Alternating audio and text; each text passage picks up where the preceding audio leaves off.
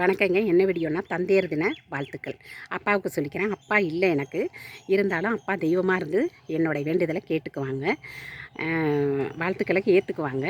அப்புறம் என்னென்னா, எங்கள் அப்பா பெண்கள் ஊரில் இறந்துட்டா எங்கள் ஊரில் சாப்பிட மாட்டாங்க. அவங்கள தூக்குனது பிறகு தான் குளிச்சுட்டு சாப்பிடுவாங்க. அப்படி ஒரு தாய்ப்பற்று எங்கள் அப்பாவுக்கு. நிறைய தர்மங்கள் செஞ்சுருக்காங்க. சாமியாருக்கெல்லாம் நிறைய தானம் பண்ணியிருக்காங்க.